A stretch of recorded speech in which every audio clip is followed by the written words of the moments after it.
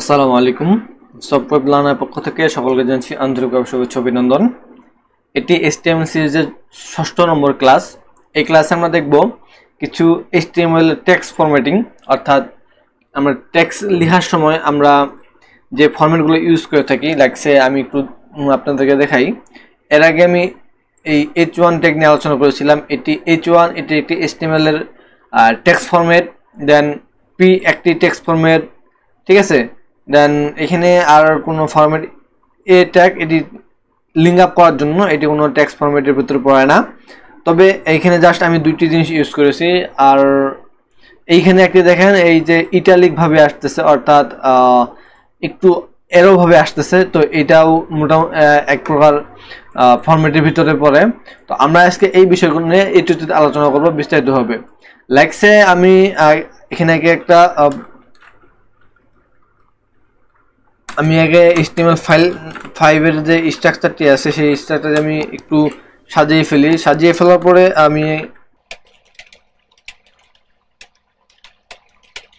সাজানোর পরে এখানে একটা টাইটেল দিয়ে দিই আমি। Title software learner HTML tutorials class 06, ঠিক আছে। আমি এখানে টাইটেল সহ দিয়ে দিলাম। দেওয়ার পরে এখানে আমি জাস্ট এখন থেকে শুরু করব। আমরা এখানে একটা জিনিস খেয়াল করে দেখেন, খেয়াল করলে বুঝতে পারবেন। আমি উপরে চলে যাই। এই জায়গায় আসার পরে দেখেন এই লেখাটা কিন্তু বোল্ড হয়ে চলে আসছে, বড় অ্যান্ড বোল্ড করে আকারে আসতেছে। তো এর জন্য আমরা বোল্ড করার জন্য আমরা CSS ইউজ করে লিখতে পারি, কিন্তু HTML টেক্সট ফরম্যাট যে আছে, HTML টেক্সট ফরম্যাটের ভিতরে একটি ট্যাগ রয়েছে বি নামে, জাস্ট বি নামে একটা ট্যাগ রয়েছে, ঠিক আছে। এই বি ট্যাগ যে রয়েছে এটি বোল্ড আকারে তৈরি হয়ে যায়। আমি একটা জিনিস কিছু লিখে দিই। আমি জাস্ট তেমন কিছু লিখলাম না, আমি জাস্ট এই লেখাটাকেই বা টেক্সটটাকে আমি এখানে কপি করে এখানে পেস্ট করে দিই, ঠিক আছে। তাহলে জিনিসটা বুঝতে সুবিধা হবে। দেন সেভ করলাম। আমি ব্রাউজারে আসি। ব্রাউজারে আসার পরে আমি এখানে রিলোড করি। দেখেন চলে আসে। আমরা এই কাজটুকু আমরা পি ট্যাগ দিয়ে করি, তাহলে বুঝতে পারবেন বিষয়টা। পি ট্যাগ, দেন পি ট্যাগ।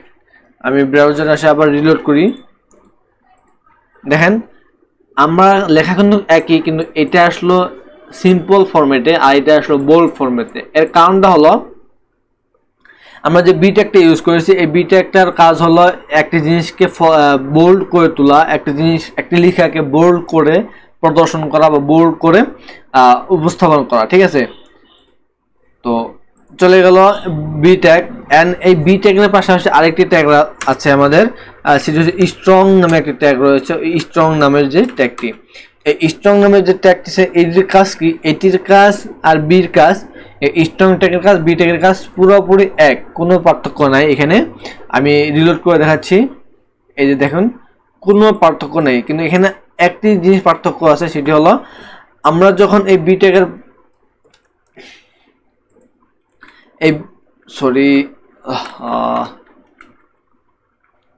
আমরা বি ট্যাগকে যে নিয়েছি, বি ট্যাগ কি হয়েছে আমাদের এই এক লাইন বরাবর, এই যে খেয়াল করে দেখেন এই পুরো অংশটুকু কিন্তু বি ট্যাগ দখল করে আছে। আপনি যদি মানে আমি আরেকটু বোঝার সুবিধা একটি সাথে আমি এই জিনিসটা করলাম। জাস্ট এটাকে ইন্সপেক্ট বলে। আমরা যখন ওয়েব ডেভেলপমেন্ট নিয়ে কাজ করব তখন, শিট। আচ্ছা, এখানে আমাদের এরকম ভাবে আসার কারণ হলো আমরা যখন পি ট্যাগটি নিয়েছি, পি ট্যাগ কিন্তু আমাদের কি বলে, পি ট্যাগের কিন্তু একটি ব্লক ট্যাগ, অর্থাৎ এর দৈর্ঘ্য এই পর্যন্ত। আপনি একটু ভালো করে দেখেন, এই পি ট্যাগটির দৈর্ঘ্য এই যে ব্লু কালারটা দেখা যাচ্ছে, এই লেখাটার উপর দিয়ে একটা ব্লু কালারের একটা দাগ যাচ্ছে, এই ট্যাগ দাগটা হলো আমাদের পি ট্যাগের যে দৈর্ঘ্য। পি ট্যাগের দৈর্ঘ্য কত পর্যন্ত? এই স্ক্রিনটা যত বড় তত বড়, ঠিক আছে। তো এইগুলো আমাদের বি ট্যাগ। এখন চলে আসবে আমাদের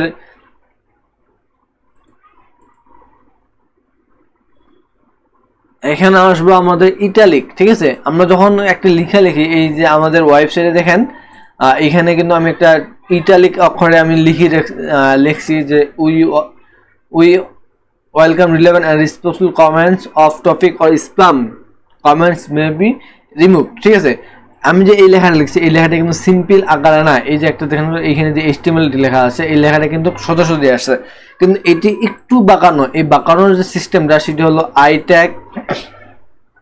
ঠিক আছে, এখানে আই ট্যাগ, আই নামে একটি ট্যাগ আছে, এই লেখাটাকে বলে কিন্তু ইটালিক। হ্যাঁ, এই লেখাটাকে ইটালিক ভাবে লেখার একটি ইটালিক ফর্মে লেখার মানে ইটালিক ফর্ম বলা হয় এটাকে। ঠিক আছে, তো এই লেখাটা এখানে লেখার জন্য আমি এটি জাস্ট সেভ করে কপি করে সেভ করে দিলাম, দেন রিলোড করেন, দেখেন চলে আসলো। এটি কিন্তু এইটার মতো সিম্পল আকারে আসলো না, এটি কি হলো, এটি ইটালিক আকারে চলে আসলো। আসার পরে এখানে এই আই ট্যাগের মতো আরেকটি ট্যাগ রয়েছে যে ট্যাগের নাম হচ্ছে EM। ওকে, এই ট্যাগটি হলো EM।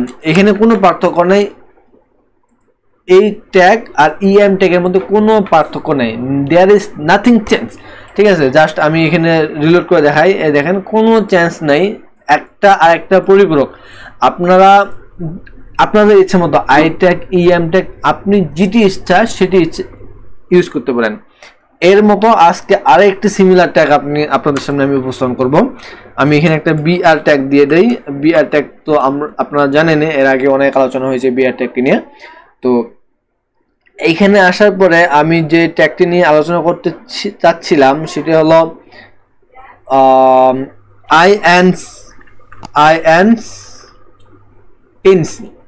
ইনস নামে একটি ট্যাগ রয়েছে, এই ট্যাগকে নিয়ে। এই ট্যাগ আর আচ্ছা, এই ট্যাগের কাজ কি আমি আগে বলে দেই। এই ট্যাগের কাজ হলো, এই যে আমাদের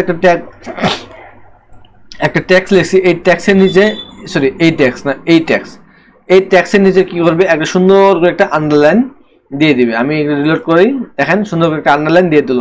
সিম্পল ফরম্যাটের ভিতরে একটা নিচে একটা দাগ দিয়ে দিবে, আন্ডারলাইন দিয়ে দিবে যেটাকে বলে।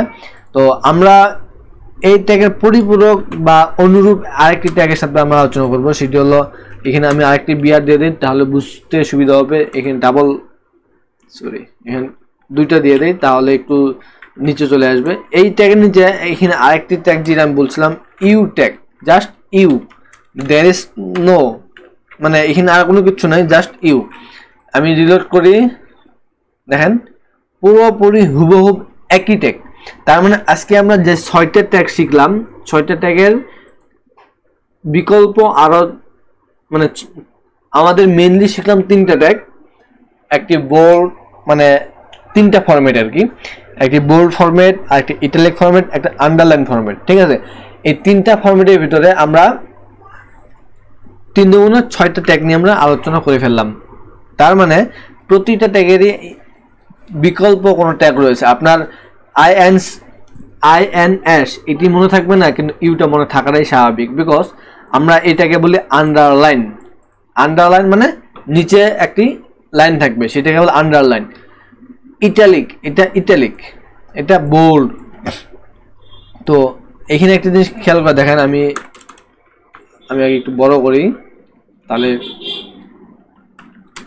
ইটালিক, বোল্ড, ঠিক আছে, আন্ডারলাইন। এখানে একটু এই যে 3টা আমি বাক্য লিখলাম বা 3টা লেটার ওয়ার্ড লিখলাম, 3টা লেটারের ভিতরে কি আছে, প্রথমটার আই, ইটালিক অক্ষরের আই, বোল্ড অক্ষরের বি, দেন আন্ডারলাইন অক্ষরের বা আন্ডারলাইন ওয়ার্ডের ইউ। এই যে প্রথম অক্ষরগুলো রয়েছে, এই প্রথম অক্ষরগুলো নিয়েই কিন্তু আমাদের মেইন কারসাজি। যেরকম একটা জিনিস খেয়াল করে দেখেন, আমরা আন্ডারলাইন তৈরি করলাম কি দিয়ে, 2টা ট্যাগ দিয়ে। একটি ট্যাগ হলো আমাদের INS, আর একটি হলো ইউ। তো আন্ডারলাইন আমরা কিন্তু আন্ডারলাইনে তৈরি করে ফেললাম, তাই না? আন্ডারলাইন যদি আমরা 2টি ট্যাগ তৈরি করতে পারি, কিন্তু আমাদের সহজ হলো U, because underline that's mean U, U that's mean underline, okay, বা আন্ডারলাইন দ্যাটস মিন ইউ। আবার italic that's mean I, or italic that's mean EM বলতে এখানে কি হিসাবে তারা ইউজ করেছে আমি জানি না, তবে আমি অতটুকু ফ্লো করি না। আমি সাধারণত বোল্ড, তারপর আন্ডারলাইন, এসব কিছু আমি CSS দিয়ে ইউজ করি।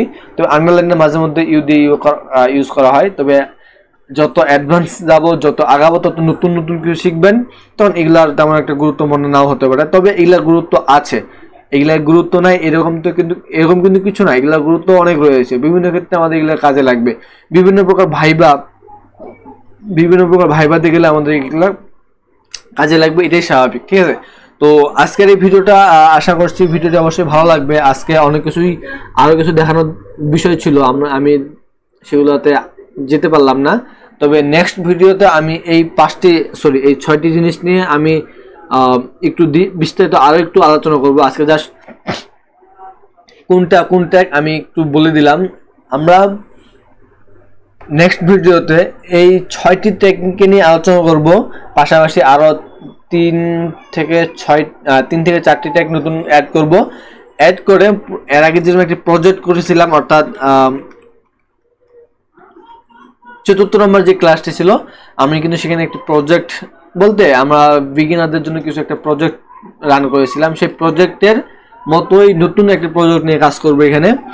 সো আপনারা দেখে অবশ্যই আজকে যা শিখলেন, আজকে যা বুঝলেন, এর থেকে আশা করি অনেক ভালো কিছু বুঝবেন, অনেক কিছুই আরও বুঝার আছে এখানে। সো আই থিঙ্ক ভিডিওটা অবশ্যই আপনাদেরকে ভালো লাগবে, ইন্টারেস্টিং লাগবে। সো সেই জন্য নিত্য নতুন সার্ভিস নিতে অবশ্যই কী করতে হবে আপনারা তো জানেনই, ভিডিওটি অবশ্যই একটা লাইক করতে হবে। ভিডিওটি কেমন লাগলো, ভালো কিংবা মন্দ, কিভাবে আর কিছু কিভাবে উন্নতি করলে ভালো হবে, আর কিভাবে কোন জিনিসটা অ্যাভয়েড করলে ভালো হবে, সেইগুলো বিষয়গুলো আপনারা কমেন্টের মাধ্যমে আমাকে জানাবেন। তাহলে আমার একটু বোঝার সুবিধা হবে, তাহলে আপনাদেরকে বোঝানোর সুবিধা হবে। আর সবশেষে একটি কথা না বললেই নয়, আপনারা যারা এখনো চ্যানেলটি সাবস্ক্রাইব করেন নাই, তারা অবশ্যই চ্যানেলটি সাবস্ক্রাইব করে দেবেন, আর পাশে থাকা বেল আইকনটি অবশ্যই প্রেস করে দেবেন। তাহলে পরবর্তী ভিডিও আপলোড করার সাথে সাথে আপনার নোটিফিকেশন পেয়ে যাবেন, আর সাথে সাথে আপনার ব্রাউজারও শো করবে। অর্থাৎ আপনি যখন অ্যাপটি ওপেন করবেন, অর্থাৎ আপনি যখন যদি মোবাইলে দেখেন, তাহলে যখন আপনি ইউটিউব অ্যাপটি ওপেন করবেন, তখন আপনার ইউটিউবে দেখাবে, অথবা আপনি যখন ডেস্কটপে বা মোবাইলের ক্রোমে দেখবেন, তখন আপনার সেখানে দেখাবে। সো চিলড্রেন সে পর্যন্ত ভালো থাকেন, সুস্থ থাকেন, দোয়া করি আপনারাও ভালো একজন ওয়েব ডিজাইন ডেভেলপার হন। তো দেখা হচ্ছে নেক্সট ভিডিওতে। আসসালামু আলাইকুম ওয়া রাহমাতুল্লাহি ওয়া বারাকাতুহু।